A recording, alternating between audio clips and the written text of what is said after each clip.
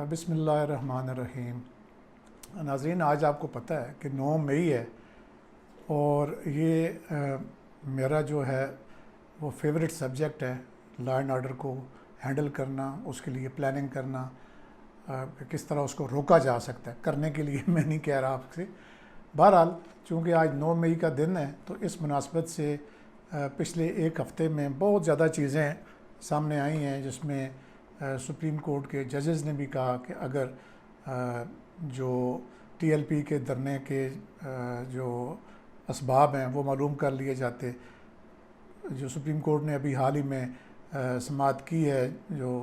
Commission کی report کو دیکھتے ہوئے، تو اس میں انہوں نے بڑے دلچسپ ریمارکس دیے ہیں ججز صاحبان نے۔ وہ یہ کہہ رہے تھے کہ اگر اس کے اسباب معلوم کر لیے جاتے، پھر اسی طریقے سے 2014 میں جو دھرنا ہوا پی ٹی آئی کا لانگ مارچ پلس دھرنا، اس کے اسباب معلوم کر لیے جاتے، اور مختلف قسم کی آوازیں ہیں۔ آئی ایس پی آر سے بھی اسٹیٹمنٹس آ رہی ہیں۔ ظاہر ہے 9 مئی کی ایک سگنیفیکنٹ تو ہے،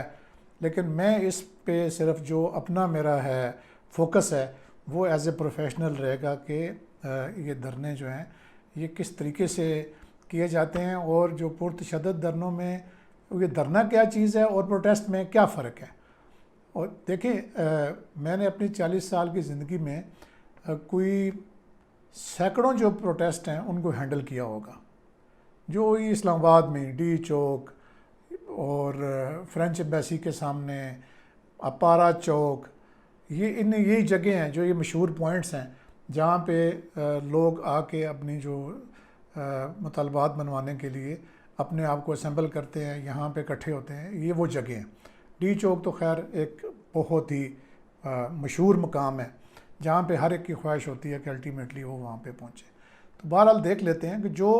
ایک پرامن قسم کی کوئی بھی ریلی ہوتی ہے یا کوئی پروٹیسٹ ہوتا ہے، چاہے وہ جتنا بھی بڑا ہو،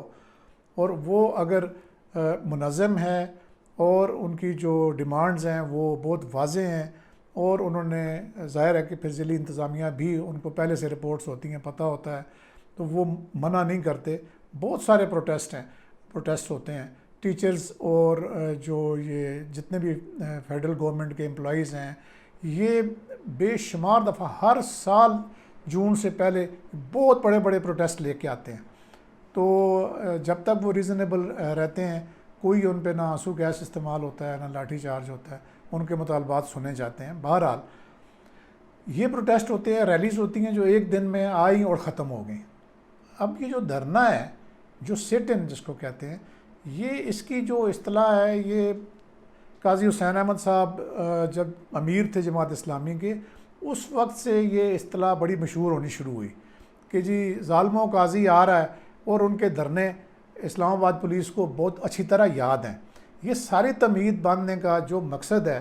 وہ یہ ہے کہ 2014 میں جو پی ٹی آئی کا جو لانگ مارچ پلس دھرنا ہمراہ پاکستان عوامی تحریک تھا، اس کے جو کچھ چیزیں ہیں جن کا میں بھی عینی شاہد ہوں۔ یعنی اس دھرنے کا جو بلڈ اپ ہے، وہ یعنی جب اس کے دھرنے کا ماحول تیار کرنے کے لیے جب عمران خان صاحب اپنی ریلیز کر رہے تھے، اپنے جو ہے بڑے بڑے جلسے کر رہے تھے، ان میں ان کا ایک یہاں پہ بھی جلسہ تھا بلیو ایریا میں ڈی چوک کے سامنے، اور اس کے لیے بھی میں نے ساری رپورٹنگ میں نے کی تھی، چونکہ اس وقت میں ایس پی اسپیشل برانچ تھا۔ یہ 2014 کی بات ہے۔ تو خیر بعد میں دھرنا آنے سے پہلے میں نے اپنی ذاتی وجوہات کی بنا پہ ایک دفعہ پھر ریزائن بھی کر دیا تھا، لیکن اس کے ساتھ میں اس لیے منسلک رہا کہ دھرنے سے پہلے جتنی رپورٹنگ تھی وہ ساری میں کر چکا تھا، اور اس کی بہت سارے جو محرکات ہیں وہ اپنے سینئرز کو اور اپنے جو ہمارے ادارے ہیں ان کو میں پہنچا چکا تھا as S P special branch. اچھا، اس کے بعد جب میں نے وہاں سے یہ چھوڑ بھی دیا تو میرے ایک بہت پرانے جو میرے بہت قریبی دوست ہوا کرتے تھے، جو ایک میڈیا کا بھی کافی بڑا نام ہے، اور میں ابھی اس وقت ان کا نام نہیں لینا چاہتا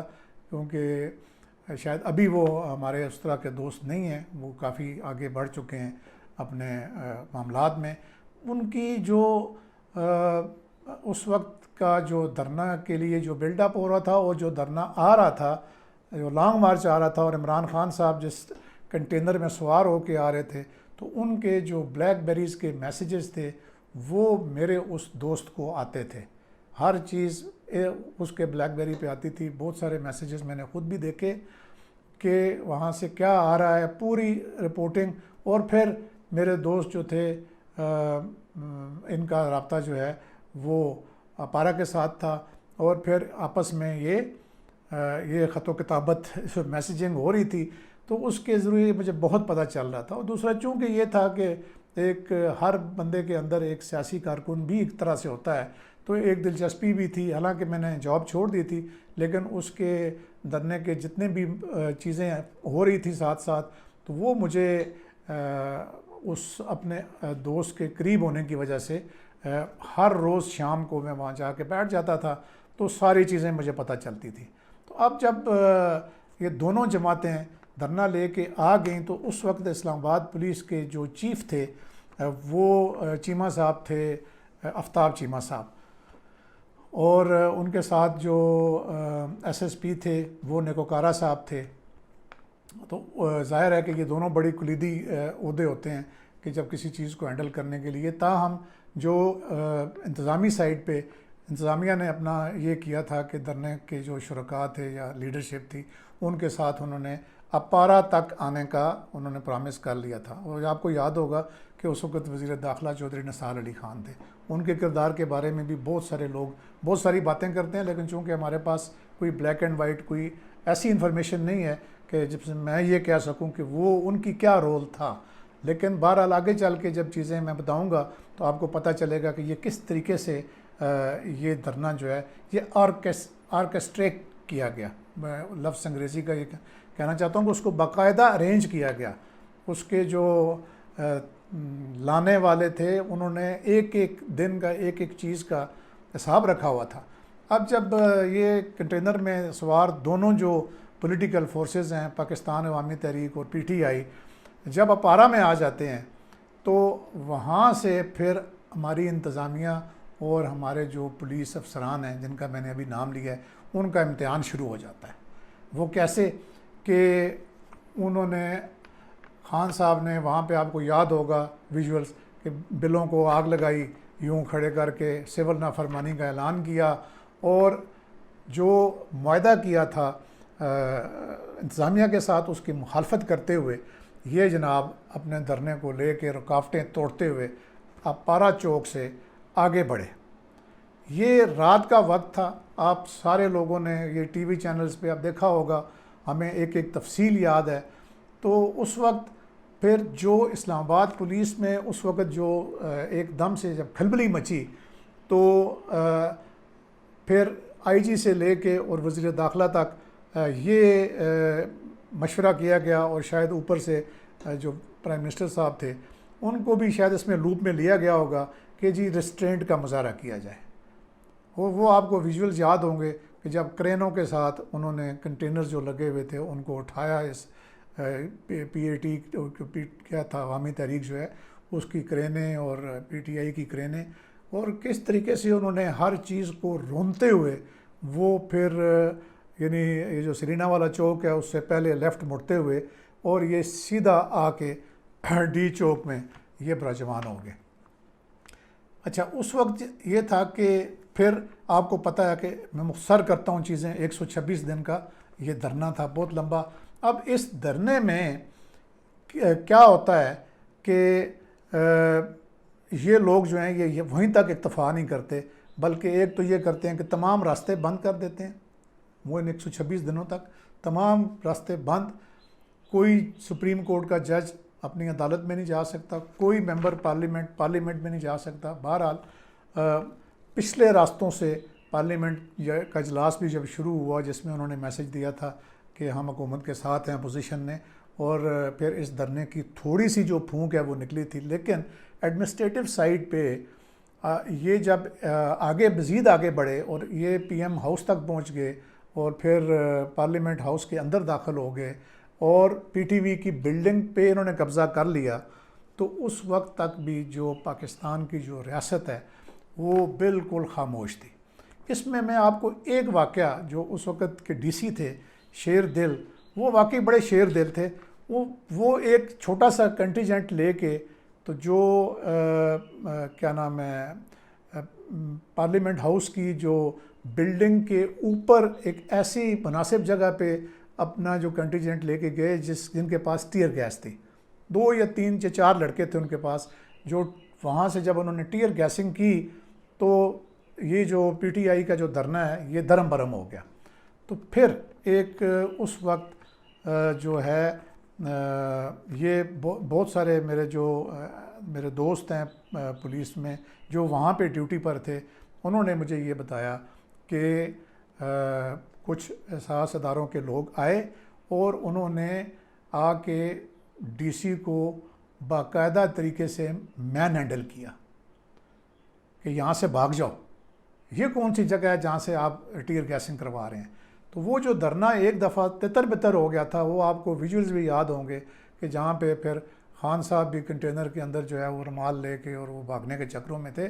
اور ان کے سارے لوگ بھاگ چکے تھے. پھر یہ آرگنائز ہوا. پھر آپ کو پتہ ہے کہ اسی جھڑپوں کے دوران پھر ایک ایس ایس پی کا سر اتنی بری طریقے سے پھاڑا گیا کہ وہ 25 دن ہاسپٹل میں وہ ایڈمٹ رہے وہ جنیجو صاحب. تو اور پھر یعنی اس سے پہلے جو سب سے بڑا واقعہ ہوا وہ یہ ہوا کہ جو بہت بڑے نامور قسم کے آفتاب چیمہ صاحب آئی جی تھے, ان کو یہ لگا کہ یہ رجیم جو ہے یہ چینج ہو جائے گا اس دھرنے سے, یعنی جو سٹنگ گورنمنٹ ہے یہ ٹاپل ہو جائے گی. کیوں کہ جو جسے کہتے ہیں نا کہ جو بڑی جو گفتیں ہیں جو وہ ظاہر ہے کہ ان کو وہاں سے خبریں آ رہی ہوں گی. تو چیمہ صاحب نے بھی یہ فیصلہ کر لیا کہ وہ اس دھرنے پہ کوئی سختی نہیں کریں گے. حالانکہ اس وقت پی ایم ہاؤس پہ وہ جا رہے تھے, اس وقت پارلیمنٹ ہاؤس کو وہ رینسیک کرنے کی تیاری کر رہے تھے, بلکہ کر رہے تھے. انہوں نے بالکل کوئی ایکشن نہیں کیا. ان کا خیر ان کا جو ان ایکشن تھا اس نے اسلام آباد پولیس کا وہ بھرم توڑ دیا پچھلے 30 یا 40 سال کا, کہ جس میں انہوں نے کسی بھی ایسے پروٹیسٹ کو, وائلنٹ پروٹیسٹ کو, کسی بھی بڑے جو سینسٹیو جگہیں ہیں وہاں پر کبھی نہیں جانے دیا تھا. تو یہ کچھ جو چیزیں میں اس وقت اس ویڈیو میں آپ کو بتا رہا ہوں, یہ ایک ایسے معاملات ہیں کہ جن پہ نہ کبھی بات ہوئی, نہ ہی کبھی کسی نے ان چیزوں کو افشا کیا. میں اس لیے نہیں کر رہا کہ میں اس میں چیمہ صاحب کی یا نیکوکارہ بیچارہ جو اس وقت ایس ایس پی تھا اور اس نے بھی اپنے آئی جی کے فٹ سٹیپس پہ عمل کیا اور یعنی ان لوگوں کو آگے جانے دیا. تو خیر انہوں نے جب جانے دیا, بعد میں انہوں نے اس کے پھر جو یعنی ان کے خلاف جو ڈسپلنری ایکشن بھی ہوا, دونوں افسران کے خلاف نوکری سے بھی گئے. تو کہنے کا مقصد یہ ہے کہ یہ جو 2014 کا انسیڈنٹ تھا, اس میں ظاہر ہے کہ سہولت کاری جو ہے وہ اپنے عروج پر تھی, یعنی جو عدالتی سہولت کاری ہے اور جو اسٹیبلشمنٹ کا جو دوسرا فیکٹر ہے وہاں سے. اچھا آگے کیا ہوتا ہے اس دھرنے کا انجام آپ سب کو پتہ ہے کہ پھر وہ جیسے رحیل شہید صاحب اس کو بلاتے ہیں عمران خان صاحب کو, اور پھر جو ان کے چہرے پہ جو بشاشت اور جو ہنسیاں اور جو ان کے یعنی مسکراہٹیں ہیں وہ نام ہی نہیں لیتی تھی تھمنے کا. خیر وہ اپنے مقاصد میں اس طرح کامیاب نہیں ہو سکے, لیکن ایک ڈینٹ ضرور ڈال دیا تھا. اور پھر ظاہر ہے الٹیمیٹلی پھر جو عدالت سے جو سہولت کاری چل رہی تھی اس سے ان کو بلایا گیا کہ جی آپ ہمارے پاس آئیں. 2016 میں مطلب خود چیف جسٹس نے کہا, جب انہوں نے لاک ڈاؤن کی کال دی, انہوں نے کہا جی آپ ہمارے پاس آئیں. وہ آئے, وہاں پہ کیس چلا اور پھر جو اس وقت کا وزیر اعظم تھا اس کو رخصت کر دیا گیا. ان کے جو کافی سارے مقاصد تھے اس دھرنے کو کرنے والوں کے وہ پورے ہو گئے, اور پھر ظاہر ہے کہ انہوں نے پورا اپنا زور لگایا پھر اپنے الیکشن میں. آگے جو بھی واقعات ہیں وہ آپ سارے ریکارڈ پر ہیں. اب آ جاتے ہیں اچانک فاسٹ فارورڈ کر کے کہ 2022 میں جب عمران خان صاحب کی پی ٹی آئی گورنمنٹ کے خلاف عدم اعتماد تحریک پاس کی جاتی ہے, تو اس میں وہ بہت سارے آئین کے خلاف وہ کام کرتے ہیں, یعنی جس میں یہ ہوتا ہے کہ اسمبلیوں کو توڑ دینا, اس سے پہلے ڈپٹی اسپیکر کا رولنگ دے کے آئین کے آرٹیکل 5 کے یہ خلاف ہے یہ قرارداد, اس قرارداد کو ختم کر دینا. یعنی صریحاً خلاف ورزیاں کی جاتی ہیں لیکن کورٹ اس کا کوئی نوٹس اس طرح نہیں لیتی. وہ اسمبلیوں کو ضرور بحال کر دیتی ہے لیکن جو یعنی جسے کہتے ہیں نا کہ وہ ایکشن جو چاہیے تھا عمران خان اور اس کے جتنے لوگ تھے ان کے خلاف وہ نہیں لیا جاتا. اچھا جو سمپل لا اینڈ آرڈر ہوتا ہے اس میں پولیس کو کوئی پریشانی نہیں ہوتی اس کو حل کرنے میں, لیکن جب وہ سمپل نہیں ہوتا اور اس کی سہولت کاری کی جاتی ہے تو وہ چیز پھر ہر جو پولیس افسر ہے وہ سر پکڑ کے بیٹھتا ہے کہ اس سہولت کاری کا ہم کیا علاج کریں گے, کیونکہ پھر سہولت کاری کا تو پولیس کے پاس کوئی علاج نہیں ہوتا. تو آپ کو یہ پتہ ہی ہے کہ کس کس قسم کی سہولت کاریاں دی جاتی رہیں. اب جب پھر بہرحال آپ کا در کے جیسے بھی ہوتا ہے یہ جو تحریک عدم اعتماد ہے وہ کامیاب ہوتی ہے, نئی گورنمنٹ آتی ہے, یہ 22 اپریل کی بات ہے, اور اس کے بعد آپ یہ دیکھیں کہ پھر ایک جو راؤنڈ ہے وہ پی ٹی آئی کھیلتی ہے یہ لانگ مارچ اور سیٹ ان کا دھرنے کا. اس کے لیے 25 مئی, اب ان دونوں کا 25 مئی کا اور 2014 والے کا موازنہ تھوڑی دیر کے لیے آپ کریں. اس دن بھی بہت کچھ ہوتا ہے, آگیں لگائی جاتی ہیں, جو بس اسٹیشنز ہیں وہ جلائے جاتے ہیں, درخت جلائے جاتے ہیں, بلڈنگز کو بھی نقصان پہنچایا جاتا ہے, پولیس پہ جو ہے وہ پتھراؤ کیا جاتا ہے. اور اس دن بھی جو ہے عمران خان صاحب اپنا جو ان کا صوبہ ہے جس میں اب بھی ان کی حکومت قائم ہے وہاں سے اس حکومت کی مدد سے ایک بڑا ریلی لے کے وہ آتے ہیں. اور مین ٹائم ان کو پھر سہولت کاری یہ کی جاتی ہے کہ سپریم کورٹ, ہم بڑے خوش ہوتے ہیں ایز ایڈمنسٹریشن میں بیٹھ کے کہ جی سپریم کورٹ ان کو روک دے گی اور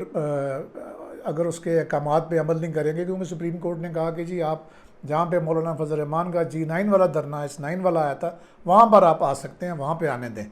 لیکن یہ لوگ پھر بھی آگے آئے. وہ ایک ہسٹری ہے, ساری چیزوں کا آپ کو پتہ ہے, لوگوں کو کس طریقے سے کتنا یعنی اس میں تشدد کیا گیا اور کیا کیا چیزیں نہیں کی گئیں, کیونکہ ان کا 2014 میں اتنا جاکے ان کے کھل چکے تھے. اور پھر سہولت کاریاں بھی تقریباً عدالتوں سے اسی قسم کی جاری تھیں. اور پھر اس کے بعد جو واقعات ہوتے ہیں ان کو اگر سمرائز کیا جائے کہ نہ عمران خان کسی کورٹ میں پیش ہوتے ہیں, اگر پیش ہوتے ہیں تو وہ جو یعنی اپنی جو پٹی ہے وہ نہیں اتارتے, وہ 6 مہینے تک بلکہ 9 مہینے تک, جس میں وہ ان کو نومبر میں وہ چوٹ لگی ہوتی ہے. اور 25 مئی کا میں دوبارہ بلکہ آپ کو یہ بتاتا چلوں کہ 25 مئی کو پولیس کو کلیئر انسٹرکشنز تھیں کہ ان کو ریڈ زون میں نہیں آنے دینا. تو تمام کی تمام جو ان کی کوشش کے باوجود اور اتنے بڑا جتھے لانے کے باوجود پولیس کامیاب رہی. اور میں سمجھتا ہوں کہ اس وقت اس ساری بات کا جو کریڈٹ ہے وہ بالکل جو نو آموز تھے, 2-3 دن ہوئے تھے, سہیل ظفر چٹھا صاحب بہت ڈائنامک قسم کے پولیس آفیسر ہیں. میں خود بھی ان کے ساتھ اس جو دھرنے کی ڈیوٹی ہے اس میں ڈی چوک پہ موجود تھا. ہم نے گیو اپ نہیں کیا, حالانکہ جو شیلز وغیرہ تھے وہ بھی ختم ہو چکے تھے, کیونکہ شیلز کی وجہ سے ہی شیلنگ کر کے تو کسی کراؤڈ کو دور روکا جا سکتا ہے. لیکن فرق کیا تھا کہ آفتاب چیمہ صاحب نے چوز کیا کہ انہوں نے آگے دیکھا کہ جی شاید نئی جو گورنمنٹ آئے گی, چونکہ یہ تو جا رہی ہے یہ گورنمنٹ, تو میں ان پہ نہ کوئی ایسا ایکشن نہ کروں جو کل کو میرے لیے پھر مسئلہ بنے. انہوں نے چوز کیا کہ گورنمنٹ کی انسٹرکشن کو ڈس اوبے کیا اور لوگوں کو جانے دیا پرائم منسٹر ہاؤس اور باقی جگہوں پہ اور پی ٹی وی پہ. اور جو اس کے مقابلے میں سہیل ظفر چٹھا کی جو کمانڈ تھی وہ فیلڈ میں ہمارے ساتھ موجود تھا, تو اس نے یہ پروو کیا کہ اگر صرف ول بھی ہو, نہ بھی آپ کے پاس ٹیئر گیسنگ کا ذخیرہ بہت زیادہ نہ بھی ہو, تو جو وائلنٹ کراؤڈز ہیں ان کو روکا جا سکتا ہے. لیکن بات یہاں ختم نہیں ہوتی. اس کے بعد جتنی بھی وائلنسز ہوئیں, جو خان صاحب کے ہائی کورٹ میں پیش ہونے کے اوپر ہوئی, جو خان صاحب کے جوڈیشل کمپلیکس والی جو ڈیٹ تھی اس پہ ہوئی, کتنی گاڑیاں جلیں, یہ میں پہلے بھی اپنی ایک ویڈیو میں ذکر کر چکا ہوں کہ جتنے پولیٹیکل کرائمز اس پارٹی نے کیے ان کو اوور لک کرنے والی جو شخصیات یا جو لوگ بیٹھے ہوئے تھے اب تو وہ نہیں ہیں, لیکن اس سب کا جائزہ لیا جائے تو اس کا ادراک پہلے صرف ہم لوگ روتے تھے کہ اس کو کیسے روکیں گے. اب یہ ہے کہ جو سپریم جو جوڈیشری ہے اس میں بھی یہ چیز پیدا ہوئی ہے، اور جو ہمارے جو اسٹیبلشمنٹ کے ادارے ہیں ان میں بھی یہ چیز آئی ہے، پیدا ہوئی ہے کہ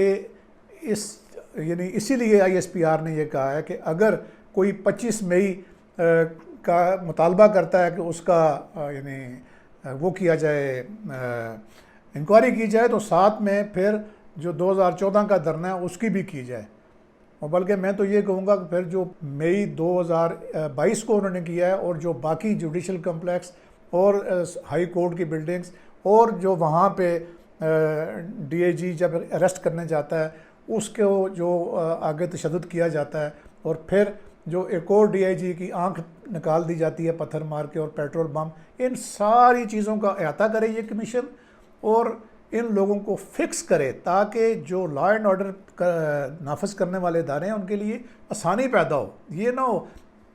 کہ یہ جو سہولت کاریاں ہیں یہ اس ملک کو کہاں لے کے جا رہی ہیں. تو آخر میں پھر یہی کہوں گا اس ویڈیو کو ختم کرنے سے پہلے کہ اگر جو ہے وہ 2014 والے دھرنے سے سبق لے لیے جاتے، اس کی انکوائریاں ہو جاتی، اس کی ذمہ داریاں فکس ہو جاتی کہ کس کس نے کیا کوتاہی کی، کس کس نے کیا کیا، کس کس نے اس میں ساتھ دیا، سہولت کاری کس کس جج نے کی، کس کس افسر نے کی، تو آج جو ہے وہ پھر یہ 2022 میں جو جتنی خفت اٹھانی پڑی اسٹیٹ کو، اور پھر جو 9 مئی کا جو واقعہ ہوا کہ جس میں ہماری افواج اور جو ہمارے جتنے اس کے جو سووینئر ہوتے ہیں ہمارے شہداء کے جو مجسمے تھے ان کے ساتھ جو کیا گیا، اور جس طریقے سے ملٹری انسٹالیشنز پہ سویلینز سے حملے کروائے گئے، وہ بالکل ایک سازش تھی. اور دیکھیں یہ میں اگلی ایک کسی ویڈیو میں بتاؤں گا کہ کس طریقے سے جو نیریٹو بلڈنگ کیسے کی جاتی ہے، کہ حقائق کیا ہوتے ہیں اور پرسیپشن کیسے ڈیولپ کر کے لوگوں کو جو ہے وہ اکسایا جاتا ہے اپنے اداروں کے خلاف. اب تک اتنا ہی. اللہ حافظ.